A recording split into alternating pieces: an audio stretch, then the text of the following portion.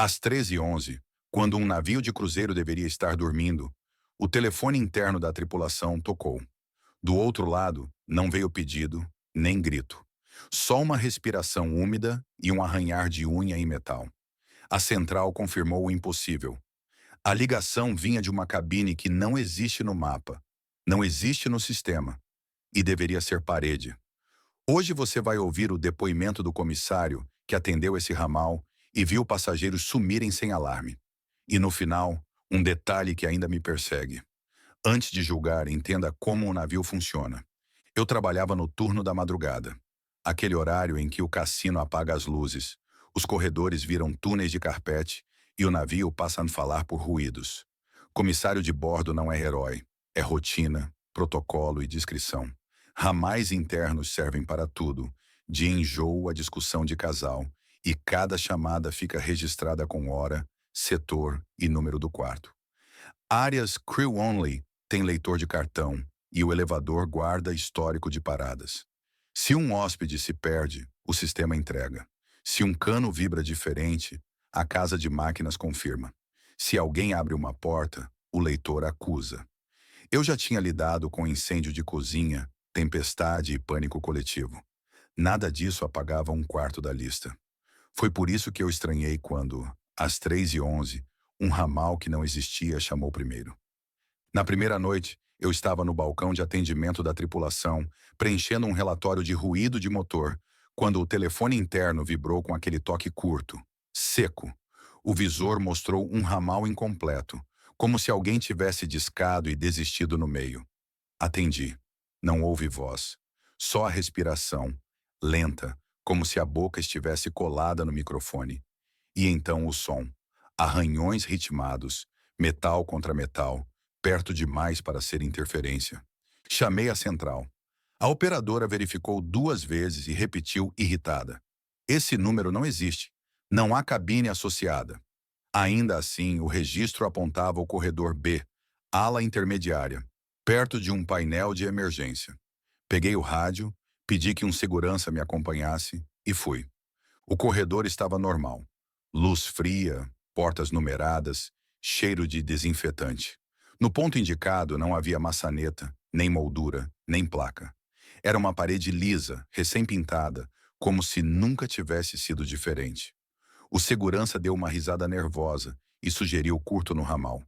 Eu voltei, anotei a ocorrência e antes de apagar as luzes do balcão, reparei numa coisa. Na palma da minha mão havia sal. E no canto da parede, uma marca úmida, pequena, como dedos do lado de dentro. Não era vazamento. Era como se a parede tivesse suado. Na segunda noite, às 13h11, o telefone tocou de novo. O mesmo visor quebrado. O mesmo silêncio antes da respiração. Atendi e ouvi o arranhar, agora mais lento, como se testasse a espessura do metal. E eu senti sal na língua. Fui direto ao corredor B. A parede ainda estava lá, seca, comum. Mas havia algo errado no caminho. Uma lâmpada que eu jurava não existir lançava luz sobre o carpete, e a placa de saída parecia torta, como se tivesse sido recolocada. Voltei ao posto, revisei a planta do andar. Tudo batia. O navio, oficialmente, permanecia igual. Na terceira madrugada, o ramal tocou e eu pedi ao controle que puxasse o CCTV do corredor, no horário exato. O vídeo mostrou o corredor vazio, e então, por 2 segundos, um escurecimento ocupando o espaço diante da parede. Não era a sombra de alguém passando. Era como se um corpo estivesse ali, parado, engolindo a luz. O detalhe que me gelou foi o reflexo no piso encerado. O brilho se deformava, atrasado, como se a luz chegasse e não soubesse onde encostar. Quando pausamos frame a frame, a imagem tremia justamente onde a parede deveria ser lisa. No áudio do sistema, quase imperceptível, surgiu o mesmo arranhar. A partir daí, eu parei de chamar de falha. O corredor estava aprendendo a mentir. E alguém do outro lado estava tentando ser visto. Começou com comentários soltos, coisas que a gente arquiva por cansaço. Uma senhora disse que um funcionário a tinha orientado com calma, de um jeito antigo, e depois desapareceu atrás de uma porta. Um casal jurou ter visto um homem pálido, de uniforme escuro e corte fora de moda, parado perto do corredor B, como se esperasse alguém. Não havia brincadeira, era desconforto. Eu pedi descrição, horário, direção. Anotei tudo e fiz o que sempre faz sentido. Confirmei no sistema. Nenhuma foto correspondia. Nenhum cartão de acesso havia passado pelas catracas naquele trecho. Os leitores registram quando um tripulante abre um depósito. Ainda assim, naquela madrugada, o CCTV mostrava um vulto na área e nenhuma identificação no log.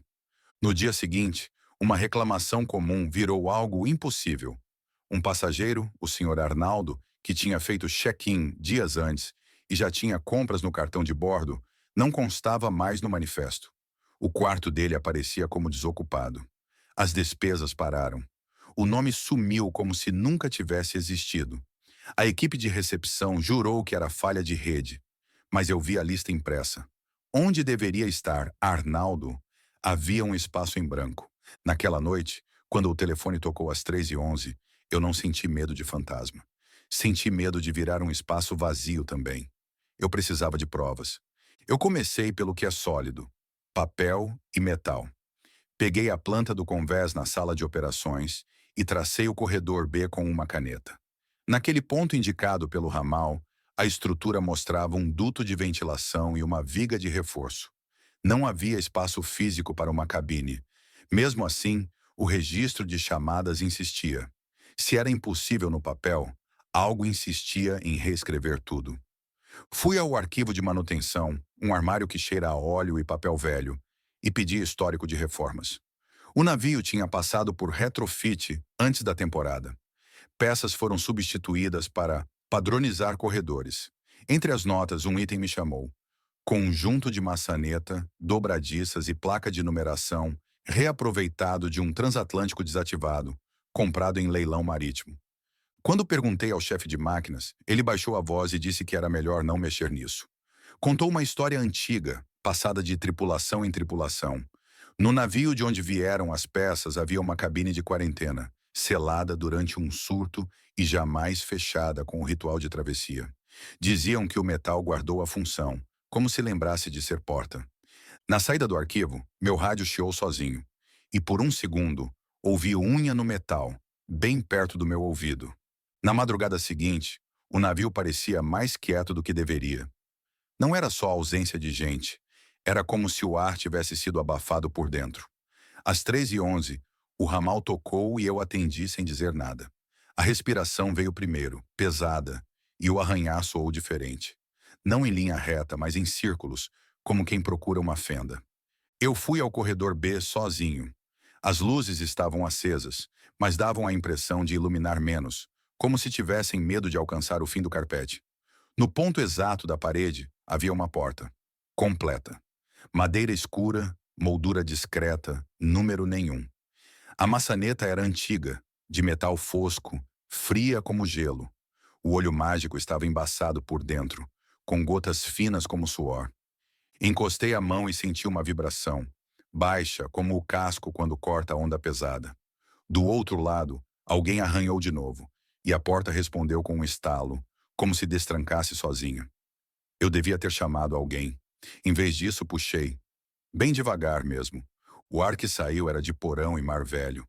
Não havia perfume de hotel, só tecido úmido. Dentro, uma cabine pequena e impossível. Malas com etiquetas apagadas, um crachá corroído, lençóis dobrados como se alguém tivesse acabado de levantar. Na mesinha, um livro de bordo aberto. Nomes riscados, linha por linha, com traço grosso. No fim da página, um espaço em branco e a caneta, molhada de água salgada, escrevendo sem mão. A primeira letra parecia a minha. Depois daquela noite, eu passei a sentir o navio como um organismo doente. O telefone não tocava só às 3h11. Ele fazia o clique de linha ocupada em horários aleatórios, como se alguém testasse o caminho. E quando eu caminhava pelos corredores, tinha a impressão de que certas portas estavam um palmo mais adiante do que na noite anterior. O caso do passageiro apagado virou mais um. Uma jovem que tinha sido vista no jantar não apareceu no café. A família procurou, os seguranças rodaram o convés e o sistema mostrou o quarto dela como nunca ocupado. O check-in sumiu. A foto sumiu. Até as mensagens no aplicativo do navio desapareceram como se alguém tivesse voltado no tempo e apagado as provas. Eu pedi novamente o CCTV. O vídeo mostrou a jovem entrando no corredor B. Ela parou diante da parede e o arquivo pulou alguns segundos. Um salto seco, como quando a câmera perde energia. Depois do salto, o corredor estava vazio. Sem grito, sem corrida, nada. Na minha mesa, os relatórios impressos começaram a vir com falhas. Letras apagadas, como se a tinta não tivesse aderido. Meu crachá, que sempre foi nítido, parecia menos definido. Um colega me chamou pelo nome errado e riu, achando que era brincadeira. Eu não ri. Eu ouvi no rádio desligado uma respiração curta e senti sal nos dedos, como se eu tivesse tocado no mar sem perceber. Eu voltei ao corredor B com fita de isolamento e um marcador, decidido a travar aquilo no mundo real. Marquei a parede, medi a distância até a porta ao lado, fotografei. Não havia porta, só parede. Mesmo assim, quando colei a fita, ela pareceu repuxar, como se grudasse em algo que não estava visível.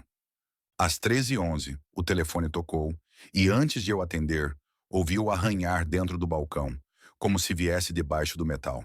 Atendi. A respiração soou próxima demais.